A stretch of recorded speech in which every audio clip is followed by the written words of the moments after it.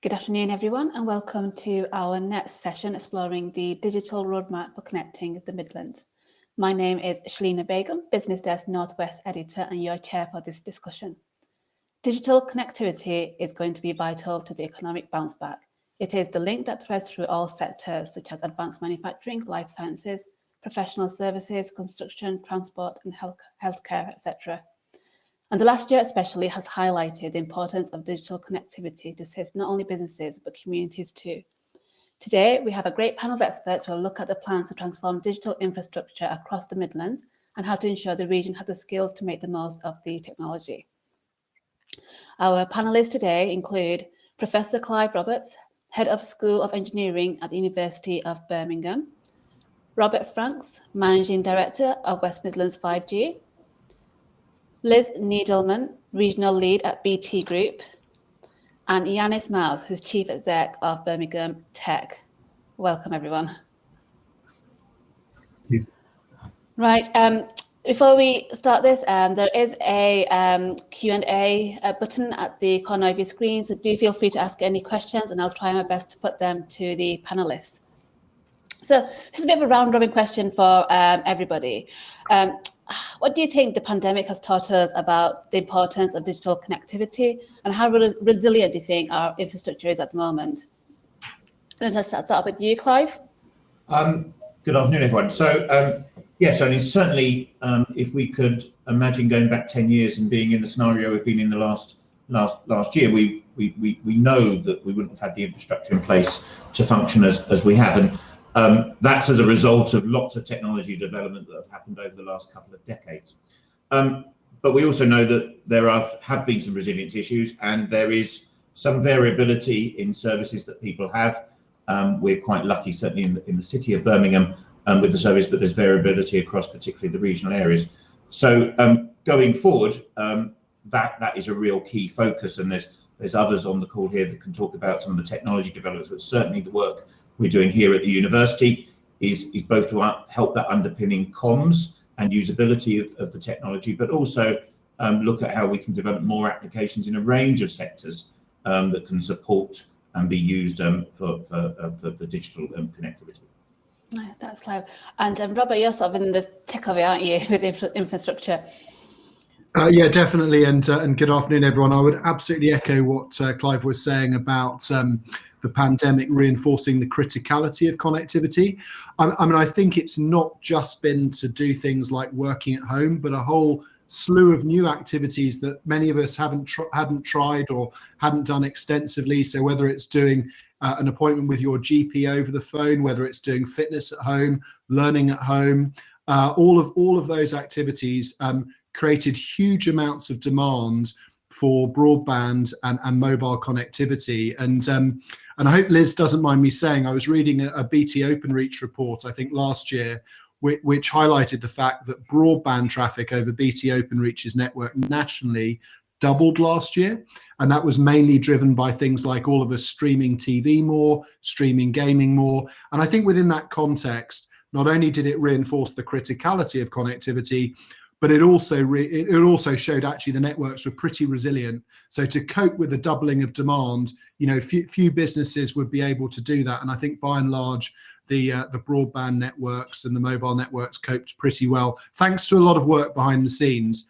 However, it also revealed one other important thing to me, which is the digital divide. So I think the fact that we estimate in WM5G that about 250,000 people in the West Midlands don't currently have access, 250,000 citizens don't currently have access to a fast and reliable broadband connection. So I'm not talking about 5G, I'm not talking about full fiber. I'm talking about the sort of entry level connectivity that we all rely on is a massive challenge. And obviously there's a further challenge on top of that, which is digital inequality, where again, I think it's about 10% of families in households don't have access to a tablet or a laptop, for example, for their children to learn. So I think it's highlighted the resiliency of our networks, the importance of it, but it's also highlighted the digital divide as well. That's right. We're going to come back to some of the challenges in a bit as well. Liz, how has the network coped? It's coped very well, I'm delighted to say. So as Robert quite rightly pointed out, we've seen our daytime traffic sort of double during the lockdown. What's interesting though is that still doesn't reach anywhere near the peak that we have typically seen even pre-pandemic in the evening. So the busiest time on our network is 8 till 10 p.m. So that's when people are kind of watching Netflix, gaming, doing all of those sort of evening entertainment. And sort of pre-pandemic, I suppose our sort of evening traffic, our evening peak was about 15 terabits per second. So we've seen that increase by about a third up to 20 terabits per second, which the network can cope with very ably. During the day, and that's where we've sort of seen this broadening of the peak. So it is doubled, but that's still within the kind of 5 to 8 terabit range, so well within the capacity of the network. So without all the kind of the home learning, even the kind of streaming video calls, etc., the network is still very resilient and very able to cope with that, which is obviously very reassuring for everyone. That's Liz. And Yiannis, can I just come to you as well? I mean, just to echo everyone's points, really, Clive's absolutely right. There is that divide between kind of different types of businesses. So I think businesses that are kind of, tech and digital first, they've been great. More investment going into those type of businesses than ever before. But organisations looking to digitally transform and digitise their business have struggled somewhat. And I think that then links into what Robert was saying around this kind of digital divide and digital poverty that we're seeing, but also digital skills. And I think we've got a big gap in the digital skills that are available to tech businesses and every other business really looking to transform. Look at what's happened in the high street. That's one example of where businesses have to start thinking about how digital really becomes a fundamental part. And without those skills, unfortunately, the economy is going to suffer. So that's something that we're focusing on here at Birmingham Tech more and more. All right, thanks, Yiannis, and we're definitely going to come back on the skills agenda in a bit. Just going back to Rob's point about digital poverty, just highlighting some of the figures that he mentioned earlier. In West Midlands, for example, has the highest number of non-internet users in the UK, and then in the Black Country, for example, fibre coverage is still under 10% in areas like Sandville and Walsall. I mean, how does the region overcome those challenges, and how does it play into this levelling up as well? Because some areas of the UK are doing better than others. So how do we solve that issue? I'm happy to come in here. What was fascinating for me during the pandemic is actually people stepping up and kind of saying, hey, look, we are going to provide devices to families and schools in socially deprived areas. And the same with connectivity as well. Lots of organisations like BT, have kind of committed to helping solve that problem. The big challenge, I believe, is it's fragmented. No one's really taking ownership and saying, hey, look, we're going to have a collective strategy around that. And I think that's where the levelling up agenda can really play its part in, bringing lots of initiatives, lots of good people together to say, hey, we can solve this, because we can. It is quite a big problem. But if we work together, I believe that, we can eradicate that and level the playing field for not just kind of businesses, but also, people. Because again, that next generation coming through, need to be digitally focused and not having a laptop or, being able to connect to, basic internet is a crying shame. Yeah. So, jump in as well.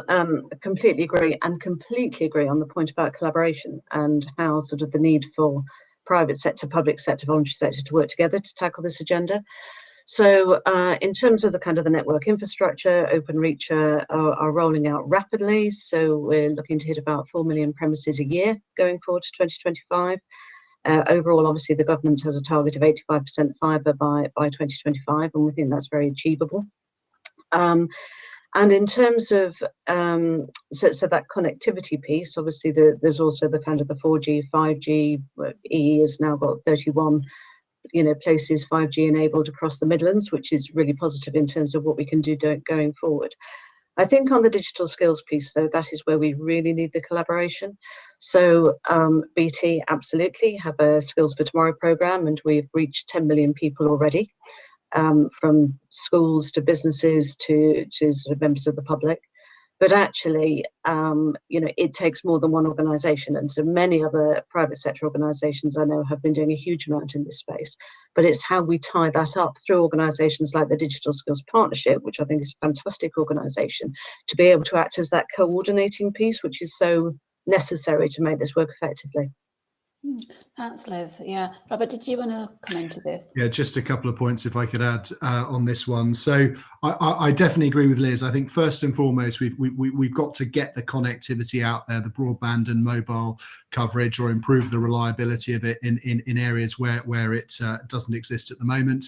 I think through work that, for example, we've been doing around barrier busting, working with operators like BT and others, and also partners in local authorities, we can make it radically simpler and more straightforward for organisations to deploy or upgrade connectivity, and that's in everyone's interest to do. But there are some legal and policy reasons why it's very complicated, very slow, and very expensive at the moment. So I think we need to apply that approach not only to 5G but to 4G and broadband as well. I think there are areas where we need targeted interventions, and because the economics doesn't work for the private sector to invest in building networks to, unfortunately, to rural locations where there are a small number of users. So there is a case for targeted intervention. Some of that's happening, but I think there's probably more in certain specific locations. But I think this issue of inequality actually goes further. So Yiannis touched on devices and working there, and we touched a bit on skills. I think affordability is another angle. So I've been really encouraged to see some of the operators launching, I think they're called social tariffs, but tariffs that are targeted at people who might not be able to afford to spend £30 a month on broadband, or £20 on a mobile phone, or whatever the right amount is. And I think we do need to hit it from a number of things. Just one word of caution though about digital skills. I think some of the people who are unable to or unwilling to use the internet at the moment, I think some of them may be less in that younger demographic. And I think we need to think about different approaches to reach and support those people to get the skills and the know-how to safely access services online. Because hitting them through a college environment or a traditional skills approach is not really going to pick up some of those citizens. It's really important we do. So I think we need to approach this from a number of other angles as well, if I may. Yes, yeah, hitting the older demographic might be digital skills in your local co-op store, for example. I don't know, just putting it out there. Talking about digital skills, how is the region upskilling that talent and retaining that talent? Can I come to you, Clive? Yeah, so there's a lot going on in the region already, but an awful lot more also needs to happen. And one of the things just to sort of add in the beginning of this is that we know that by training people in digital skills engineering, it is a really good levelling up set of skills to give people, and will bring people out of different social classes, etc., and provide a more diverse set of people in roles. But in terms of what we're doing in the region already, there's lots going on at all levels. Obviously, I work at a university, and we're educating students at that higher level to develop the infrastructure and the systems that we've been talking about already, and obviously undertaking research to develop those systems. But also we work extensively through our University of Birmingham secondary school, and a couple of weeks ago we took on the National College for Advanced Transportation and Infrastructure, which is an FE college which has a hub here in Birmingham and also in Doncaster. And clearly comms and digital connectivity forms part of our infrastructure. Maybe we haven't thought about that before, but that's very much how we are and should be viewing infrastructure going forward. So being able to provide that from a level 2, which is a school leaving qualification, all the way up to masters and PhD levels in a continuous pipeline is really important, both in an educational point of view and that vocation educational point of view. So we're really keen to support that, and it's really important for our region, gives us better quality, high quality jobs, and gets us to the point in where we want to be in terms of levelling up. And so how inclusive are those programs? Are you reaching people from all sections of society, or is it certain section? Are we doing enough to make sure everybody's part of this upskilling agenda? There are some challenges to this in terms of perhaps some of the people that come forward are in the first instance are not the most diverse set of people. But we do lots of work around that, both in terms of gender, ethnic minority backgrounds, and it is an area, as I say, that if we can attract people to put themselves forward in this space, we can really change some of those social divides in terms of those high quality jobs compared with perhaps you might think in other disciplines. Thanks, Clive. Liz. Sorry, Liz, you're just on mute. Somebody had to do it. It might as well be me. Completely agree with what Clive said. The other point, just to, I think, add into that, is not to forget in-work training on digital skills, and particularly for older workers, so 50 plus. And we know that we're seeing sort of people feeling more excluded and more isolated and more sort of nervous about their careers. And the statistic that I read from the Centre for Ageing Better actually was that if you are over 50, you are 25% less likely to be offered training. And if you are offered training, you're 25% less likely to take it up. So I think employers really need to think about their in-work training, and particularly around this digital agenda, as a priority, really. Yiannis. Just want to kind of build on both of those points, really. So again, it comes down to collaboration, in my opinion. So universities kind of play a really integral role in kind of making sure we've got the next kind of generation of digital skills and engineers and everything else in between coming through. Also, not to discount, other roles that play into that whole kind of tech ecosystem. So, some of the softer skills around tech are just as important. But also, in-work training, very important. Let's look at also the boot camps that have been set up to actually help people retrain and reskill. They're, a big success story. Organisations like School of Code, Generation, I know the University of Birmingham have got one as well. Are great examples of how people can take, their experience in other industries and apply it back into tech and digital. So I think that's really important. It also, I'm conscious of the fact that we're having a discussion here around the digital roadmap. And of course, a great example of collaboration is the work that the Combined Authority have done around mapping out their digital roadmap, the work Adam Hawksby and Andy Street have done. And that's a great example of the private sector, the public sector, not-for-profits coming together to tackle some of these big issues. And my kind of, I guess, rallying call is to kind of continue that. If we continue to work together, we can solve some of these big issues.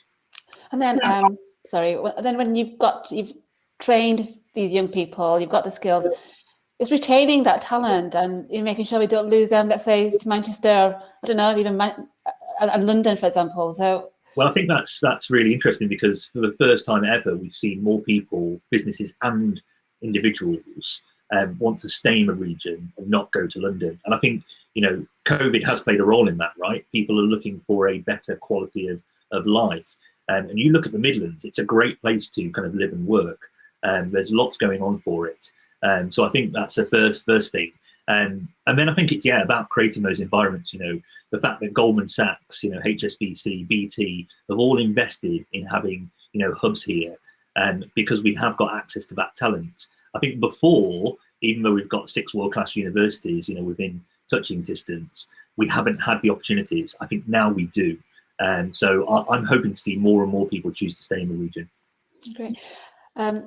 This is sessions about the digital roadmap. I kind of come to both Rob and Liz about what are you guys doing to accelerate the infrastructure and any sort of exciting developments that we should know about? So just quickly on the 5G side, so we've already been working for 2 years in the region in partnership with BT and all of the other operators and the local authorities, as I mentioned earlier, to what we do called barrier busting, to build a digital map of where all the connectivity is, where the problems are, and to make it simpler and easier to address those problems. I'm delighted to say that so far the West Midlands has the best 5G coverage of any region in the UK. It's still very early days. It's still very focused on city centres for reasons of economics, but we've started really well, and we need to maintain that leadership.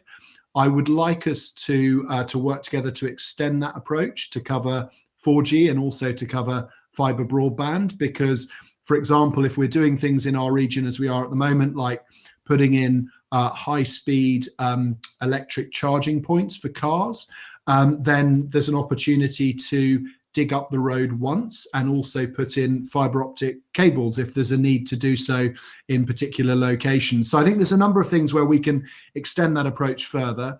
Secondly, we're also, again, working in partnership with operators and others to future-proof that connectivity in city centres through deploying things called small cells, which are mobile phone masts that will go, instead of going on top of buildings, they'll go at street level on top of things like lampposts and stuff like that.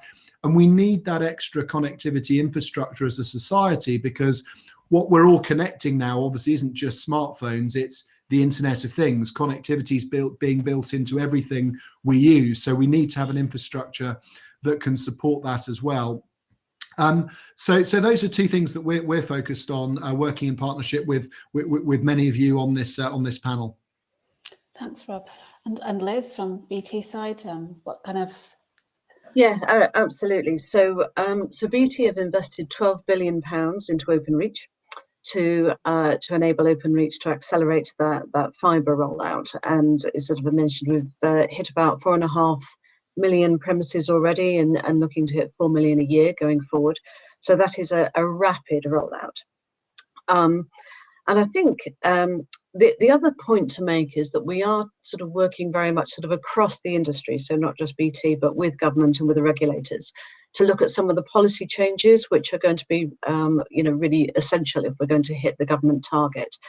So, from that, the type of technology that we can use, how we use sort of the existing infrastructure in roads, and where other people have built them up, as already been mentioned, but even down to how we onboard the number of network engineers that the industry is going to need. So we estimate that the industry on a whole will need another 30,000 network engineers for us to hit the government's targets. Now, that's a great story in terms of skills and good work and opportunity sort of across the UK. But actually getting those people on board and getting them trained to be able to kind of deliver the timescales that we need is going to be a challenge. So those are the kind of the areas where we're working, as I say, across industry, with government, with regulators, to see if we can put policy changes in place that will help accelerate those changes. Clive, you're going to be busy, aren't you?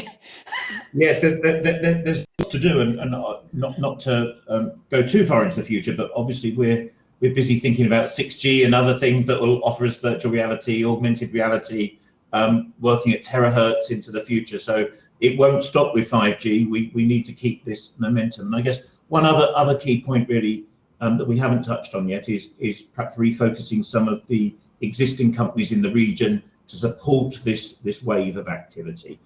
There are companies that can play a part in this role. Not everyone has to be right in the middle of the tech. But we have programs at the university, as do other organisations, to help support some of those particularly smaller companies to transition from one more traditional conventional industry into this space. And I think that's a really important part of this story, so that we don't leave behind our industries and some of the sectors in the region that have been very strong for years. We move them with us as we move forward. And Birmingham Tech, for example, plays quite an important role in that, doesn't it, Yiannis?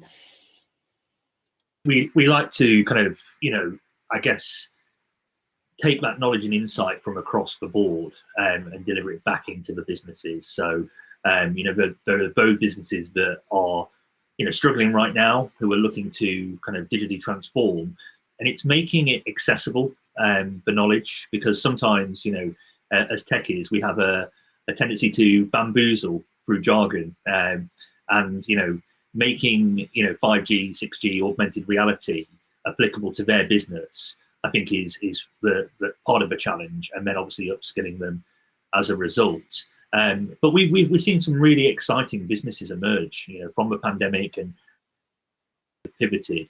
And if you look at the West Midlands as a whole, there's a lot of investment going into organisations, and I think we're on the cusp of something quite special in the region in terms of tech and digital businesses. One example, Leamington Spa, it's become, not just the gaming capital of the UK, but the gaming capital of Europe. And that's no small feat. So you look at kind of what Codemasters have done over there, Mediatonic being acquired by Epic Games. We need to take that model and make sure that's transferable into the other regions and other sectors that we're focusing on. So lots to do, but exciting times ahead for sure. Definitely. I think that's all we've got time for today. It's definitely gone quite fast this session. Lots happening in the Midlands, quite an exciting time to be there, especially with all the infrastructure and investments that's going in at the moment. But one thing is key, and I think Eri's mentioned it, is collaboration, and seems like there's quite a lot already going on in the Midlands, and making sure that all sections of society are part of that digital connectivity. So thank you so much for your time, and please do stay on. We've got some great sessions this afternoon. Join us for the next session starting in about 10 minutes, connecting the Midlands, the transport vision. So physical connection as well is just as important as the digital one. Thanks again, guys, and yes, please do stay on and enjoy the rest of the day. Thank you. Thank you.